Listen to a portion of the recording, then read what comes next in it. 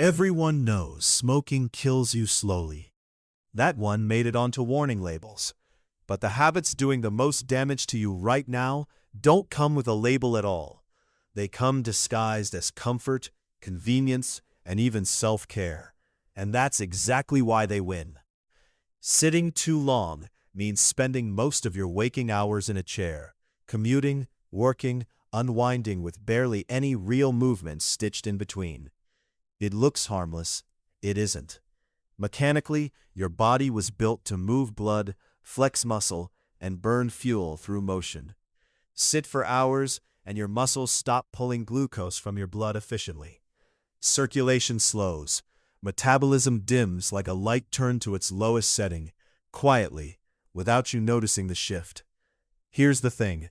You can exercise every morning and still be metabolically unhealthy by evening, because your body cares about your whole day, not one golden hour of it. Researchers even call this the active couch potato problem. That means the real threat isn't laziness. It's stillness disguised as productivity. Sitting still feels like rest, but your body quietly reads it as decline. Not drinking enough water. Not drinking enough water is one of the most understated habits there is.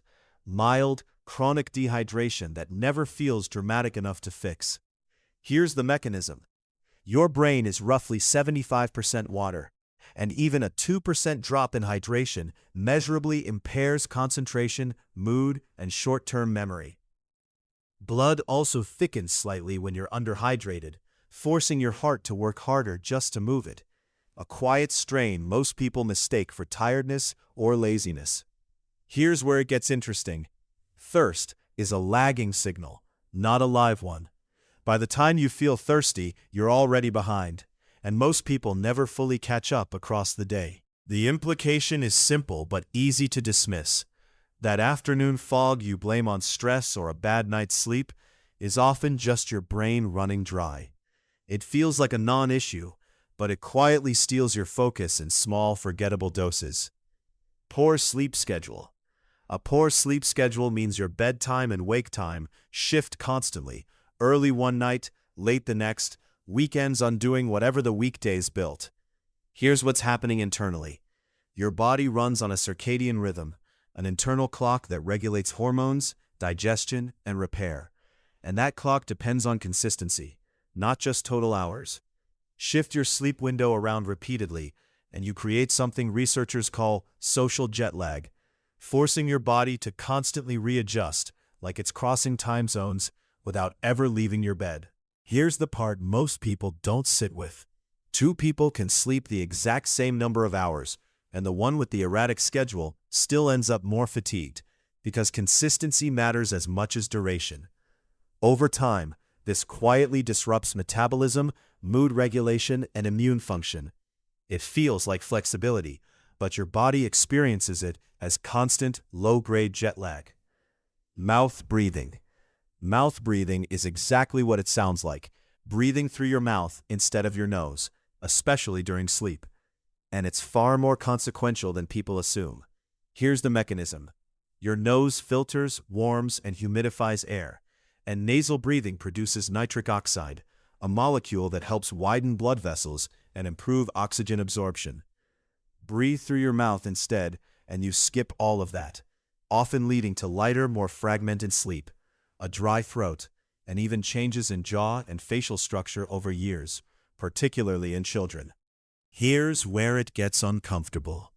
Many people who feel chronically tired have no idea their breathing pattern at night is the quiet cause, because it happens while they're unconscious and impossible to self-monitor. Socially, it's dismissed as trivial, a snoring joke rather than a health signal. It seems like a minor quirk, but it can silently chip away at how well you actually rest. Too much sugar. Too much sugar means regularly consuming refined sugar well beyond what your body needs, often without realizing it, hidden inside foods that don't even taste sweet. Here's the mechanism.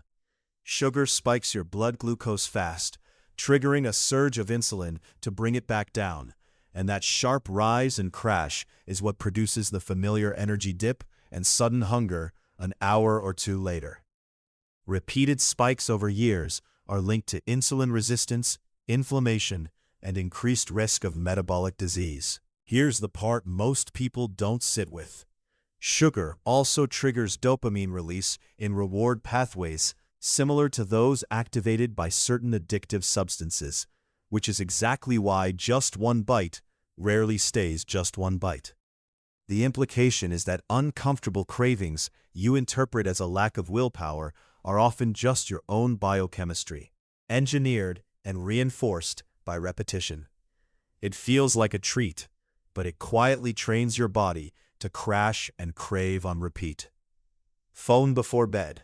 Phone before bed means scrolling, messaging, or watching content in the final stretch before sleep, a habit almost everyone has and almost everyone underestimates. Here's the mechanism. Screens emit blue light that suppresses melatonin, the hormone that signals your brain it's time to wind down. Beyond the light itself, the content does its own damage. Notifications, arguments, news, endless comparison, keeping your nervous system mildly activated exactly when it needs to be powering down. Here's where it gets interesting. It's not just about falling asleep later. Studies show phone use before bed reduces deep sleep quality even when total sleep time stays the same, meaning the sleep you do get is measurably worse. Over time, this quietly compounds into daytime fatigue you can never quite explain. It feels like winding down, but it's often the exact opposite of what your brain needs to actually rest. Poor posture. Poor posture means the slumped, forward-curled position most people fall into at desks, on phones, and on couches. So common it barely registers as a habit at all. Here's the mechanism. Slouching shifts your center of gravity forward, forcing your neck and shoulder muscles to work overtime just to hold your head up, a job your spine was designed to do effortlessly when aligned. Over months, this creates chronic tension, restricted breathing capacity, and can even compress nerves, leading to numbness or pain far from where the actual problem started. Here's the part most people don't sit with. Poor posture doesn't just affect your back. Research links it to reduced lung capacity and even lower reported energy and confidence, because posture and physiology are more linked than people assume. It looks like a small physical habit, but it quietly reshapes how your whole body functions. It seems cosmetic, but your spine experiences it as a slow, structural cost. Skipping breakfast. Skipping breakfast means starting your day without eating, whether from habit, time pressure, or the belief that it simply doesn't matter much. Here's what the evidence actually shows, and it's more nuanced than headlines suggest. Some studies on intermittent fasting show neutral or even positive metabolic effects when skipping breakfast is a deliberate, structured choice with consistent eating windows. But other research links habitual, unplanned breakfast skipping, especially paired with poor food choices later, to higher risk of overeating at night, blood sugar swings, and reduced concentration in the morning hours. Here's where it gets interesting. The harm isn't really about breakfast itself. It's about the chaos it often causes downstream. Skipped meals frequently lead to impulsive, sugar-heavy choices later, not the disciplined fast people imagine they're practicing. The honest implication is that intention matters more than the meal. Skipping breakfast isn't automatically bad, but doing it by accident quietly sets up a worse day than eating it would have. Too little movement. Too little movement is different from sitting too long. It's the broader absence of physical activity across an entire lifestyle, even outside a desk or chair. Here's the mechanism. Movement isn't just about burning calories. It stimulates circulation, supports joint health, regulates blood sugar, and even influences mood through the release of endorphins and BDNF, a protein that supports brain function. Without regular movement, all of these systems begin operating at a lower, dimmer baseline. Here's the uncomfortable part. You don't need intense exercise to reverse most of this. Studies show simply walking more throughout the day meaningfully improves metabolic markers, independent of formal workouts, which means the barrier was never intensity, it was consistent. Socially, this gets masked easily because someone can look fit while still being functionally undermoved most of the day. It feels optional, but your body was built to move, and it quietly protests every day you don't.